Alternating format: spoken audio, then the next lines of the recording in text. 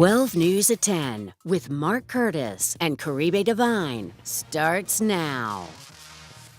And we begin tonight in Prescott Valley, where a family is grappling with the loss of their teenage son, who was hit by a truck while riding his bike.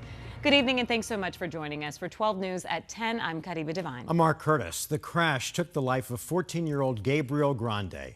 Tonight, 12 News journalist Sean Rice is speaking with his devastated family about how they're coping. Yeah, tonight, a Prescott Valley family is reeling after losing their 14-year-old son in a bicycle crash here in Prescott Valley a night ago. Tonight, there is a growing memorial for 14-year-old Gabriel Grande, a freshman in high school who his family tells us was beloved by all who knew him. It's the knock on the door. They told me that a man in a truck hit him. No parent ever wants to hear. I was like, tell me, like, is he alive? Is he breathing? Is he, like, what? Like, what? Oh, well, all we can tell you is that they're performing life-saving measures. Prescott Valley police informed this tight-knit family that their 14-year-old son, Gabriel Grande, was hit on his way home from a bicycle ride. Grande was struck by a truck who stayed on scene as two off-duty firefighters rushed to save their son's life. Despite their efforts, Gabriel was flown by helicopter to Phoenix Children's Hospital. His mom, I need to see my boy. I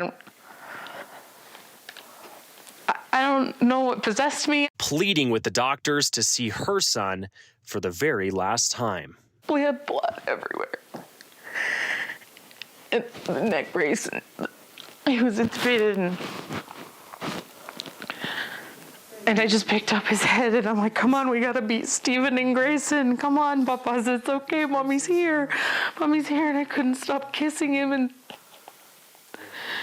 he's still so beautiful. Neighbors a mile away from the crash scene tell 12 News the driver of that truck had been seen slashing his wife's tires minutes before taking off in his truck and hitting young Gabriel. His family now left with unknowns. Was this crash a tragic accident or something done intentionally?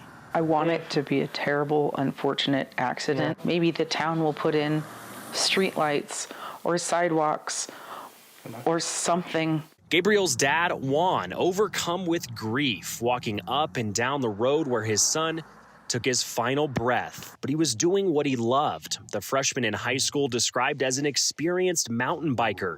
Funny, goofy, adventurous.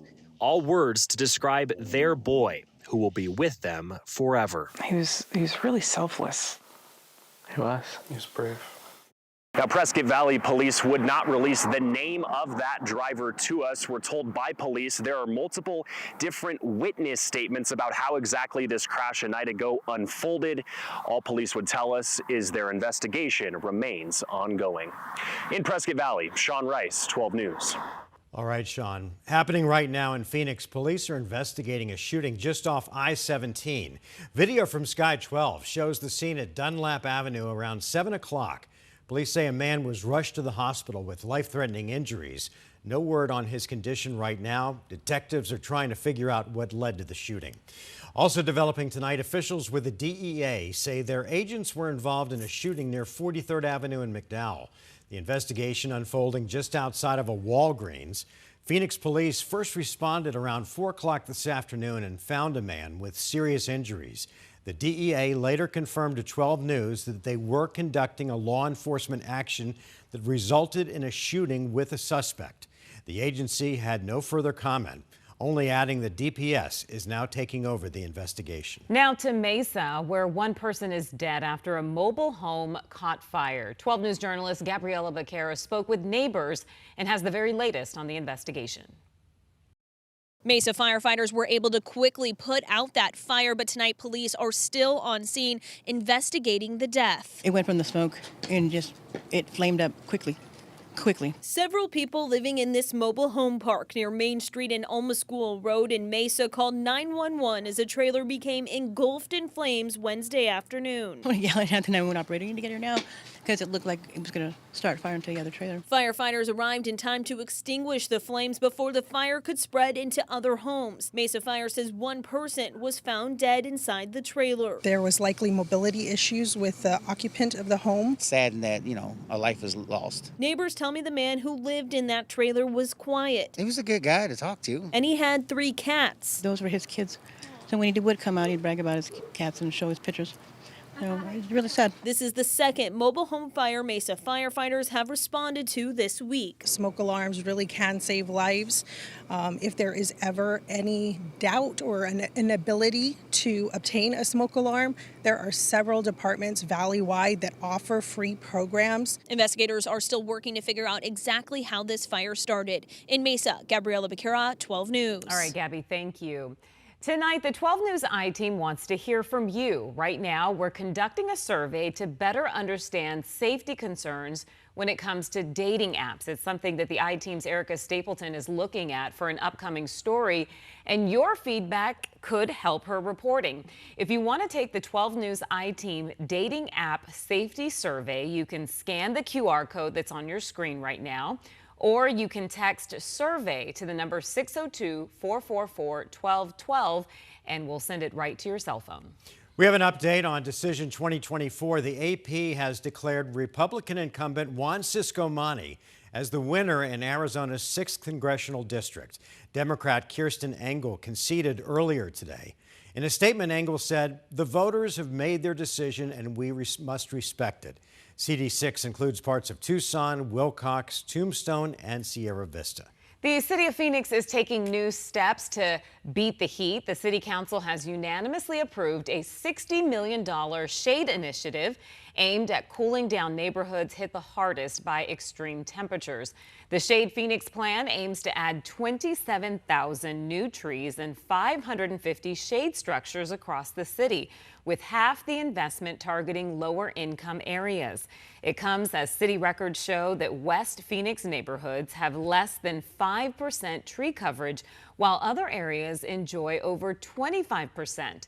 The project will be funded through both federal and local sources. All right, time to get a check of our weather. Meteorologist Lindsay Riley standing by with our weather impact forecast. And Linz, it is just gorgeous, but are there some changes maybe? We do have some changes. So tomorrow will be one of the warmer days of the week. By the weekend, temperatures are going to cool off about 10 to 15 degrees, and parts of the state will see some shower chances. However, with each latest model run, we're starting to see that trend a little bit further east. So this is going to be a non-event for the Phoenix area, much of northern Arizona, Flagstaff, and western Arizona. Best chances for some moisture will be out toward the White Mountains, Globe, Safford, and down toward Tucson. So that's what we're looking at, and the timeline is Sunday afternoon into Monday. Even this latest model run since our earlier newscast portraying less snowfall for the White Mountains by Monday morning. It's more across New Mexico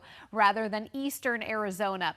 Temperatures, though, across the entire state will be cooling off. We go from 84 degrees tomorrow to highs in the 60s. And yes, that is below average. I'll let you know if we have another warm up next week coming up in my full forecast. Mark? All right, Linz, we'll see you then. New at 10, Governor Katie Hobbs has announced her plan to advance Arizona's leadership in technology. Hobbs, speaking at tonight's Governor's Celebration of Innovation, said she wants to create an AI steering committee to promote ethical and responsible use of the technology. She's also pushing for the state to explore other futuristic tech.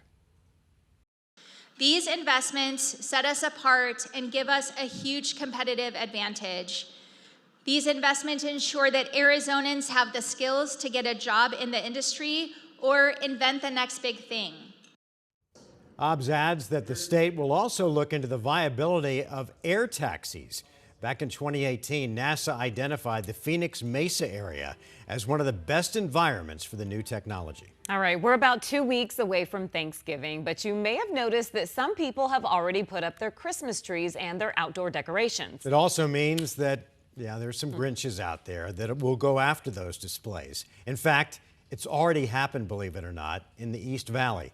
12 News journalist Chase Golightly is in Mesa after speaking with that family earlier today. And Chase, what happened?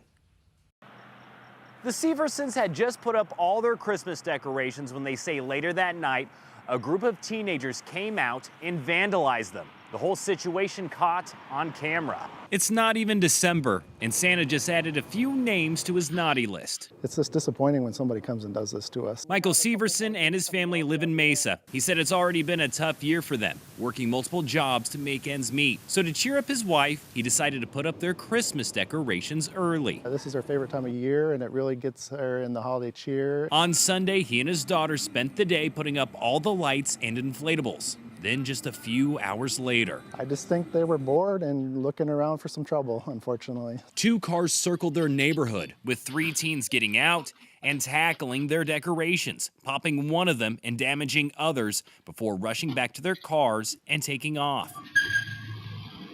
It was just disrespectful to our property, and it's pretty sad, you know? I was disappointed. Severson says altogether, about $200 worth of damage was done, believing the kids would have kept going if it wasn't for their motion sensor lights that went off. And I think that kind of scared them off, luckily. It's a problem that happens every year. Back in 2022, Gilbert had a string of these incidents, with some suspects even using knives to cut up the inflatables. They shouldn't have done that.